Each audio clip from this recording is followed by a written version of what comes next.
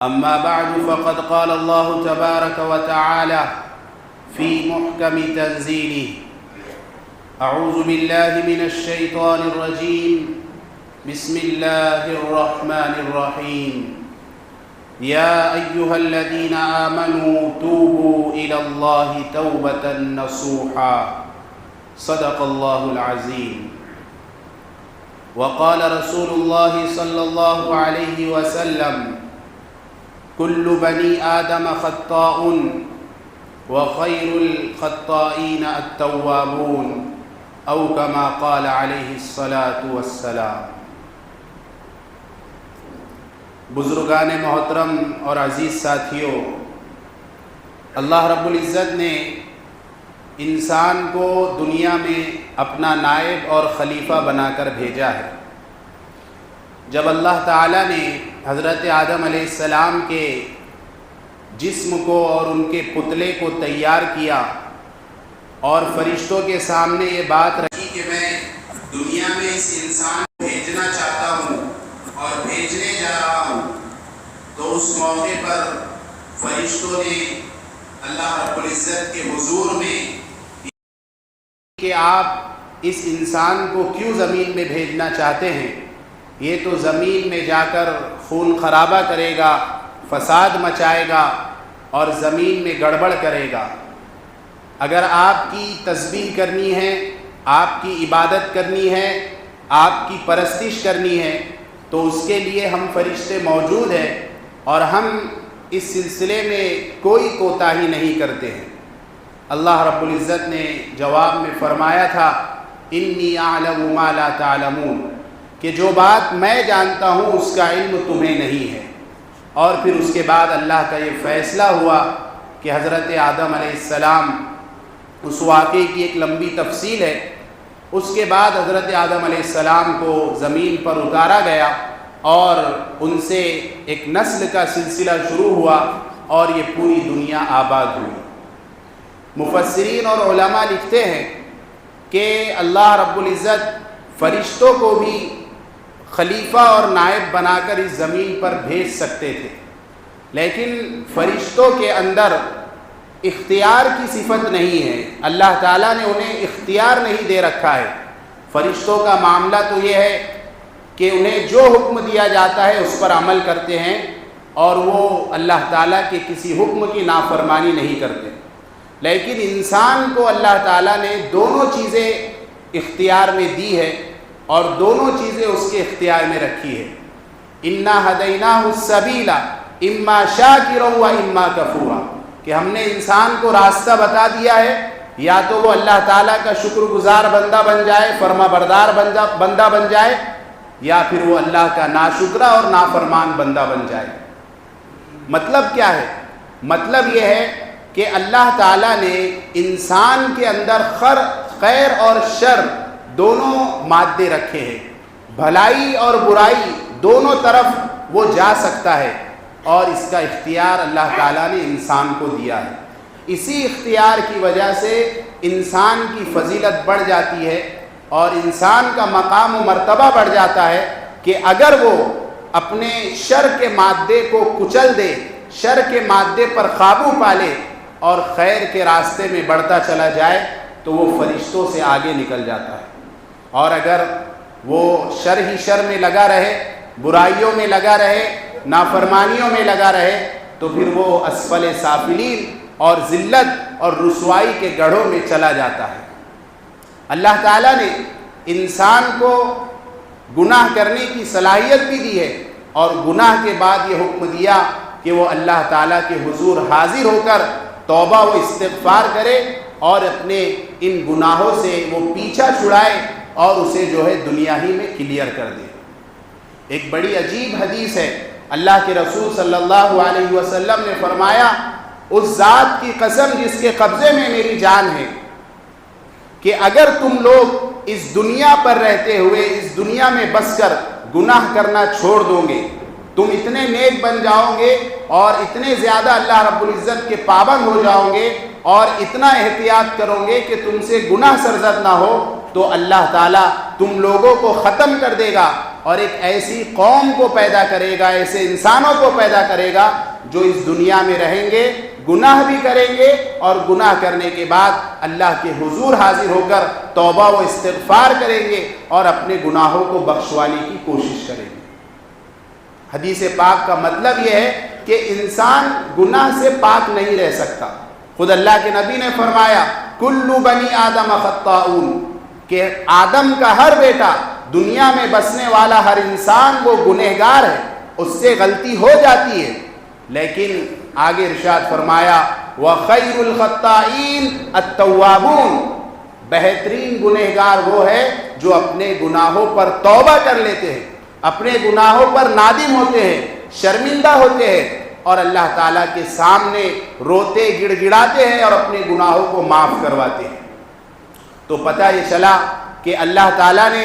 اپنے بندوں کو دنیا میں جو بھیجا ہے، نیکی اور برائی دونوں راستے دکھلائے ہیں۔ نیکی پر ان کے لیے آخرت کے درجات کے وعدے ہیں، گناہوں پر وعیدیں بھی ہیں، لیکن ساتھ ہی ساتھ اللہ رب العزت نے توبہ کا دروازہ کھلا رکھا ہے کہ انسان جو ہے مرنے سے پہلے توبہ کر لے تو اللہ تعالیٰ اس کے ہر گناہ کو معاف فرما دیتا ہے۔ حدیث پاک میں آتا ہے،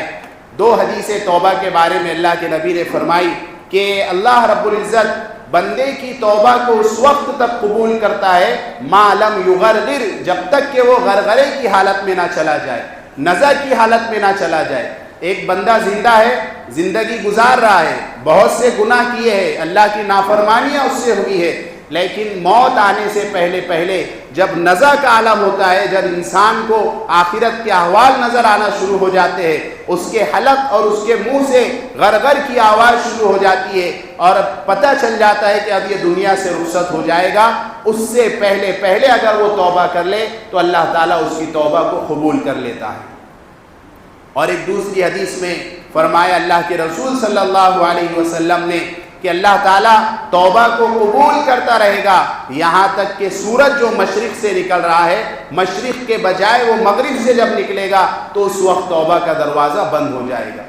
یہ قیامت کی ایک بڑی علامت ہے کہ سورج جو روزانہ مشرق سے نکلتا ہے، ایک وقت ایسا آئے گا کہ مشرق کی بجائے وہ وہاں سے نکلے گا جہاں وہ ڈوبتا ہے، تو اس وقت توبہ کا دروازہ بند ہو جائے گا۔ اسی طرح اللہ کے رسول صلی اللہ علیہ وسلم نے فرمایا ان اللہ یبسط یدہ باللیل لیتوب مسیء النہار، کہ اللہ تعالیٰ رات میں اپنے توبہ کے دامن کو پھیلا دیتا ہے تاکہ دن کا گنہگار توبہ کر لے، اور دن میں اللہ تعالیٰ توبہ کی گنجائش پیدا کرتا ہے، توبہ کے لیے بلاتا ہے تاکہ رات کا گنہگار توبہ کر لے۔ مطلب یہ ہے کہ توبہ کے لیے کوئی خاص وقت یا توبہ کے لیے کوئی خاص رات یا توبہ کے لیے کوئی خاص ٹائم مقرر نہیں ہے، بلکہ بندہ جب بھی اس سے گناہ ہو جائے فوری وہ توبہ کرنے کی کوشش کرے تو اللہ تعالیٰ اس کی توبہ کو قبول فرماتا ہے۔ عموماً ہوتا یہ ہے بندے سے گناہ ہو جاتا ہے اور پھر گناہ ہونے کے بعد وہ اس کو ٹالنے کی کوشش کرتا ہے، توبہ میں دیر کرنے کی کوشش کرتا ہے، وقت پر توبہ نہیں کرتا، اور بندے کو معلوم نہیں ہوتا کہ کب اس کی موت آ جائے گی، نہ جانے کس گلی میں زندگی کی شام ہو جائے، پتہ نہیں کہ کس گلی میں اس کی زندگی کا چراغ گل ہو جائے اور اس دنیا سے رخصت ہو جائے۔ تو صحیح طریقہ یہ ہے کہ انسان جب بھی اس سے گناہ ہو جائے فوری وہ توبہ کرنے کی کوشش کرے۔ قرآن پاک میں اللہ تعالیٰ کا ارشاد ہے یا ایھا الذین آمنوا توبوا الی اللہ توبۃ نصوحا، اے ایمان والو اللہ تعالیٰ کے حضور میں سچی اور پکی توبہ کرو۔ یہ جو لفظ نصوح یہاں پر استعمال ہوا ہے، توبۃ نصوحا کا لفظ جو استعمال ہوا ہے، عربی لینگویج اور عربی گرامر اور عربی ڈکشنری میں اس کے کئی معنی آئے ہیں، ان میں سے 2 معنی مفسرین نے بہت زیادہ استعمال کیے ہیں۔ پہلا معنی ہے شہد کے ساتھ استعمال ہوتا ہے، اصل ناصح، یعنی پیور اور اصلی شہد، بغیر ملاوٹ کا شہد۔ تو علماء نے لکھا کہ جس طرح شہد میں کوئی ملاوٹ نہ ہو، شہد میں موم یا کوئی اور چیز نہ ڈالی جائے، تو اسے اصل ناصح عربی میں کہتے، یعنی اوریجنل شہد، تو اللہ تعالیٰ یہ چاہتا ہے کہ بندہ اوریجنل توبہ کرے۔ اور دوسرا مطلب یہ بتایا، النصاحہ کہتے ہیں کپڑا کہیں سے پھٹ جائے تو اس کو پیون لگایا جاتا ہے، اس کے اس عیب کو دور کیا جاتا ہے۔ تو اس سے یہ مطلب ہے کہ انسان نے گناہ کر کے اپنے دل میں جو ایک خرابی پیدا کر لی ہے، ایک عیب پیدا کر لیا ہے، وہ توبہ کر کے اس خرابی کو دور کر سکتا ہے۔ یہ تو اس کے ڈکشنری کے معنی سے اعتبار ہوئے۔ علماء نے لکھا کہ توبت نصوح یہ ہے، سچی اور پکی توبہ یہ ہے کہ اس میں 4 شرائط پائے جائیں۔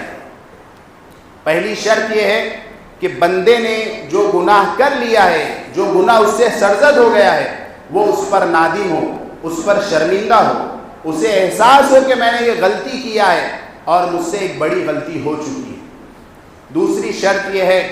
کہ اگر وہ فی الحال اس گناہ میں مبتلا ہے تو اس گناہ سے دور ہو جائے، اس گناہ کو فوری چھوڑ دے۔ اور تیسری شرط یہ ہے کہ آئندہ کے لیے، فیوچر اور مستقبل کے لیے یہ عہد کرے کہ اب میں اس گناہ کے قریب نہیں جاؤں گا۔ یہ 3 بڑی اس کی شرطیں ہیں۔ اور چوتھی شرط علماء نے لکھی کہ یہ توبہ کا جو پروسیجر ہو رہا ہے، توبہ جو وہ کر رہا ہے، وہ اللہ رب العزت سے حیا کرتے ہوئے، اللہ سے شرم کرتے ہوئے کہ مجھے اللہ کے سامنے پیش ہونا ہے، میں کیسے ان گناہوں کے ساتھ اللہ کے سامنے اپنا منہ دکھاؤں گا، یہ سوچ کر وہ توبہ کرے۔ یہ 4 شرطیں اللہ تعالیٰ کے حقوق سے تعلق رکھتی ہے کہ اللہ تعالیٰ کے کسی حق میں ہم سے نافرمانی ہو گئی ہے تو اس موقع پر ان 4 شرطوں کو اپنے ذہن میں رکھا جائے۔ اور ایک 5ویں شرط کا اضافہ کیا کہ اگر کوئی حق بندوں سے تعلق رکھتا ہے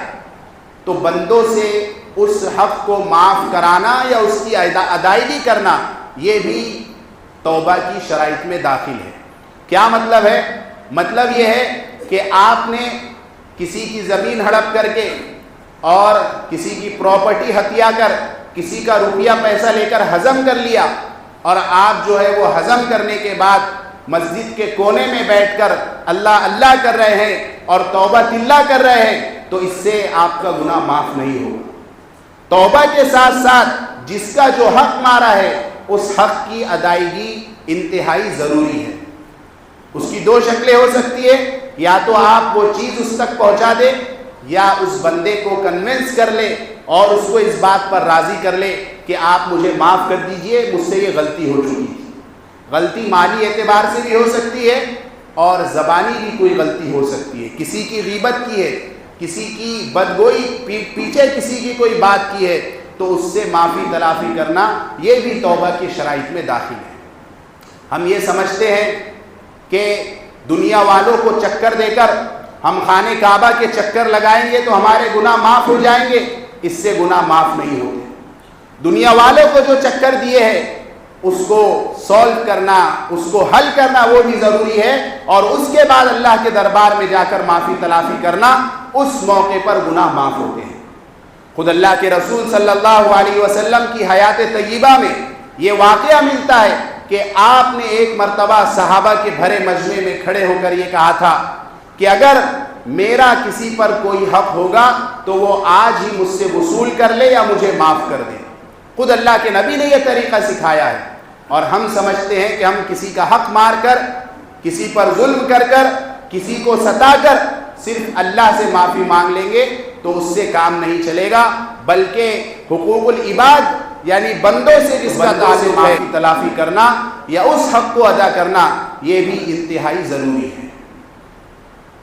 یہاں پر علماء نے اور ماہرین نے نفسیاتی اعتبار سے بھی توبہ کی کچھ فائدے بتائے ہیں۔ کہا کہ جب انسان گناہ کرتا ہے تو اس کے اندر احساس جرم پیدا ہوتا ہے، اسے گلٹی فیل ہوتا ہے،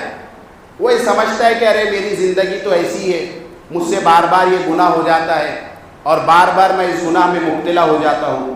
جب وہ توبہ کرتا ہے تو یہ چیز اس سے ختم ہو جاتی ہے، جو جرم کا بوجھ اس کے اوپر ہے نفسیاتی طور پر اور سائیکولوجیکل، جو وہ ایک ڈپریشن اور پریشر میں ہے، وہ توبہ کرنے سے پریشر ختم ہو جاتا ہے۔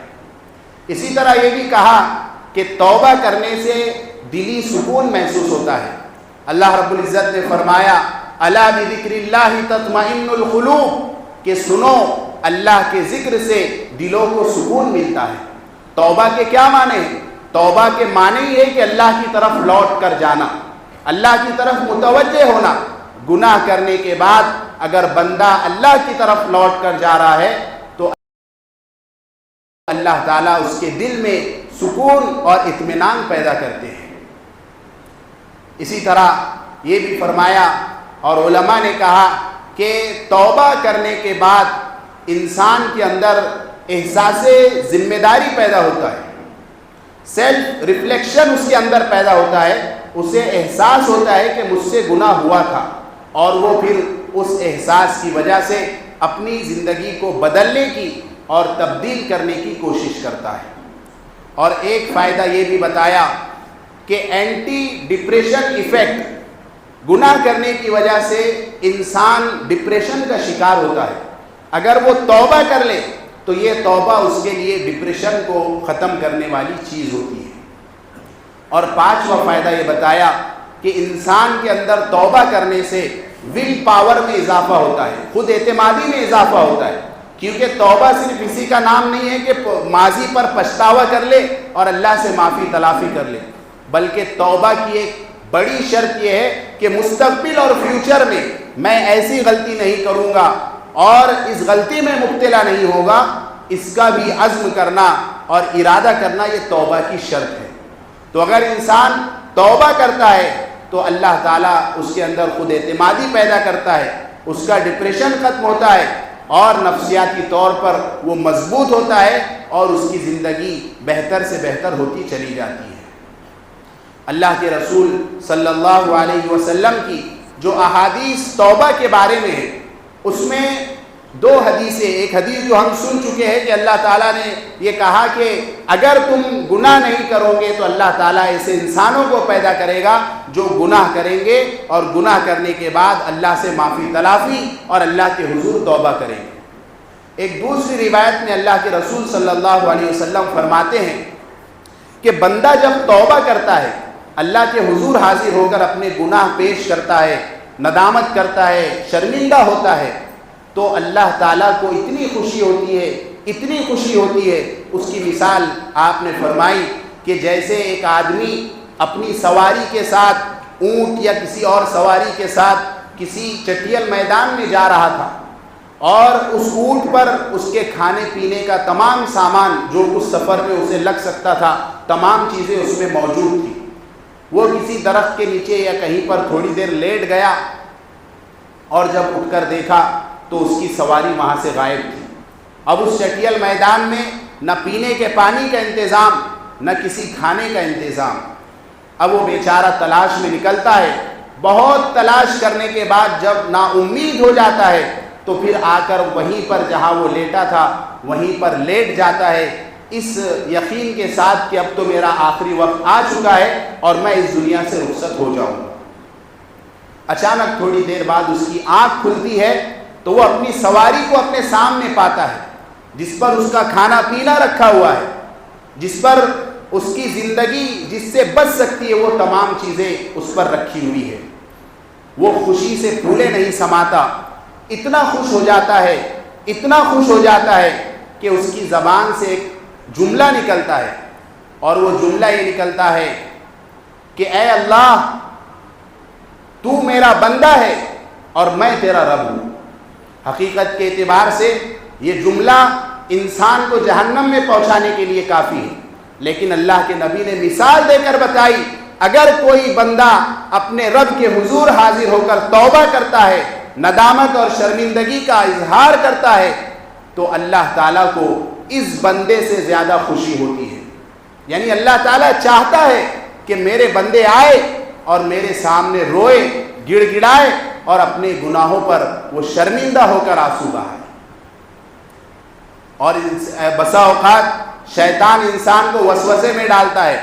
انسان توبہ کرنے کا ارادہ کرتا ہے تو کبھی ماضی کے بارے میں وسوسے میں ڈالتا ہے، ارے توبہ کر کے کیا فائدہ، اپنی تو پوری زندگی اسی میں نکل گئی، اپنی پوری زندگی اسی طرح چلی گئی۔ کبھی مستقبل کے بارے میں خدشات سامنے لاتا ہے کہ ارے اب کیا کریں گے، اتنی زندگی تو نکل گئی، اب لگتا ہے آگے بھی ایسی نکل جائے گی، توبہ کر کے کیا فائدہ۔ لیکن اللہ تعالیٰ فرماتا ہے قُلْ لِعِبَادِيَ الَّذِينَ أَسْرَفُوا عَلَىٰ أَنفُسِهِمْ لَا تَقْنَطُوا مِن رَحْمَةِ اللَّهِ إِنَّ اللَّهَ يَغْفِرُ الذُّنُوبَ جَمِيعًا کہ اے نبی میرے ان بندوں سے کہہ دو جنہوں نے اپنے آپ پر ظلم کیا ہے کہ اللہ کی رحمت سے کبھی مایوس مت ہونا، ان اللہ یغفر الذنوب جميعا، اللہ تعالیٰ تمام گناہوں کو معاف کرنے والا اور تمام گناہوں کو معاف کرنے پر قادر ہے۔ ان احادیث اور ان آیات سے ہمیں یہی میسج اور یہ سبق ملتا ہے کہ انسان کو اللہ تعالیٰ نے جہاں نیکی کرنے کا ایک راستہ دیا ہے، اسی کے ساتھ ساتھ اس کا نفس اس کے ساتھ لگا ہوا ہے اور شیطان بھی اس کے پیچھے لگا ہوا ہے۔ شیطان بہکاتا ہے، نفس کے بہکاوے میں آ کر انسان سے گناہ ہو جاتے ہیں، لیکن بہترین گنہگار اور بہترین انسان وہ ہے جو اپنے گناہوں پر نادم ہو اور اللہ رب العزت کے حضور حاضر ہو کر وہ توبہ کر لے اور اپنے گناہوں کو معاف کر لے۔ تو لہٰذا ہم گناہ ہونے کے بعد کسی مخصوص رات کا انتظار نہ کریں کہ شب برات آئیں گی تو اس میں اپنے گناہوں کو معاف کروا لیں گے، شب معراج میں کروا لیں گے، شب قدر میں کروا لیں گے، حج پر جائیں گے تو گناہ معاف کروا لیں گے۔ ایسا بالکل نہیں ہے، بلکہ اللہ کے نبی نے فرمایا کہ روزانہ اللہ تعالیٰ دن میں توبہ کے دروازے کو کھولتا ہے تاکہ رات کا گنہگار توبہ کر لے، اور رات میں اللہ رب العزت توبہ کرنے والوں کو پکارتا اور بلاتا ہے تاکہ دن کا گنہگار توبہ کر لے۔ اور اللہ تعالیٰ تو انسانوں کی نیت اور ان کے ارادے پر فیصلہ کرنے والا ہے۔ اللہ کے نبی صلی اللہ علیہ وسلم نے فرمایا کہ پچھلی قوموں میں ایک بہت ہی وانٹڈ اور خطرناک شخص تھا جس نے 99 قتل کر دیے تھے، 99 قتل اس کے ہو چکے تھے۔ اتنے قتل ہونے کے بعد، مرڈر ہونے کے بعد اس کے دل میں یہ خواہش پیدا ہوئی کہ زندگی اسی طرح گزر گئی، چلیے اب توبہ کر لیتے ہیں، اللہ تعالیٰ سے معافی تلافی کر لیتے ہیں۔ اس وقت کے ایک راہب اور ایک عالم کے پاس وہ گیا اور کہا کہ ایسا ایسا معاملہ ہے، 99 میرے قتل ہو چکے ہیں، کیا میری توبہ ہو سکتی ہے؟ کیا اللہ مجھے معاف کر سکتا ہے؟ اس راہب نے اسے ڈرا دیا اور کہا کہ ارے تمہاری توبہ کیسے ہوگی؟ 99 لوگوں کو تم نے جو ہے اس دنیا سے رخصت کر دیا، کیسے تمہاری توبہ قبول ہوگی؟ اس بیچارے کو بڑا افسوس ہوا اور اس نے کہا کہ کیوں نہ میں اپنی سینچری مکمل کر لوں۔ اس راہب کا اس نے کام تمام کر لیا اور اس کی اس طرح سے سینچری مکمل ہو گئی۔ لیکن اس کے بعد بھی 100 مرڈر کرنے کے بعد بھی اس کے دل میں یہ خیال آیا کہ مجھے اللہ سے توبہ کر لینی چاہیے۔ ایک اور اللہ والے کے پاس وہ پہنچا اور کہا کہ حضرت ایسا ایسا حال ہے۔ ان صاحب نے کہا کہ یقیناً تمہاری توبہ قبول ہوگی اور اللہ تعالیٰ ضرور تمہاری توبہ قبول کرے گا، لیکن 2 شرطیں ہیں۔ پہلی شرط یہ ہے کہ تم اس علاقے سے، جس ایریے میں، جس علاقے میں تم رہتے ہو، اس کو چھوڑ کر نکل جاؤ، اور دوسری شرط یہ ہے کہ اس کو چھوڑنے کے بعد فلا جگہ نیک لوگ رہتے ہیں، ان کی ایک بستی ہے، وہاں جا کر تم رہنا شروع کر دو۔ وہ اس ارادے سے نکلا، درمیان راستے میں پہنچا تھا کہ اس کی موت کا وقت آ گیا۔ خود حدیث پاک کے الفاظ ہیں کہ اس موقع پر دونوں قسم کے فرشتے وہاں پر آ گئے۔ وہ فرشتے جو نیک لوگوں کی روح کو لے جاتے وہ بھی آ گئے، اور جو برے لوگوں کی روح کو لے جاتے وہ بھی آ گئے۔ جو برے انسانوں کی روح کو لے جاتے وہ کہنے لگے کہ ہم اس کی روح کو لے جائیں گے کیونکہ اس نے 100 لوگوں کا مرڈر کیا ہے، اور نیک لوگوں کی روح لے جانے والے کہنے لگے کہ نہیں، یہ توبہ کی نیت سے نکلا تھا تو ہم اس کی روح کو لے کر جائیں گے۔ وہ فرشتے آپس میں لڑنے لگے۔ اللہ تعالیٰ نے ایک اور فرشتے کو انسانی شکل میں وہاں پر بھیجا، اور اس نے وہاں پر ان دونوں کے درمیان ایک رائے دے کر فیصلہ کیا کہ ایسا کیجئے کہ آپ زمین کو ذرا ناپ لیجئے، گن لیجئے، اگر یہ نیک لوگوں کی بستی سے قریب ہوگا تو اللہ تعالیٰ اس کی مغفرت کرے گا اور نیک روحوں کو لے جانے والے فرشتے اسے لے جائیں گے، اور خدا نخواستہ اگر یہ برے لوگوں کی بستی کے قریب ہوگا تو وہ لوگ اس کو لے کر جائیں گے۔ حدیث پاک میں یہ بھی الفاظ ہے کہ اللہ تعالیٰ نے اس زمین کو جو نیک لوگوں کی زمین تھی اسے حکم دیا کہ اس سے قریب ہو جاؤ، اس انسان سے قریب ہو جاؤ، یعنی اس کا فیصلہ نیک لوگوں کی طرف کرنا ہے۔ جب زمین کو ناپا گیا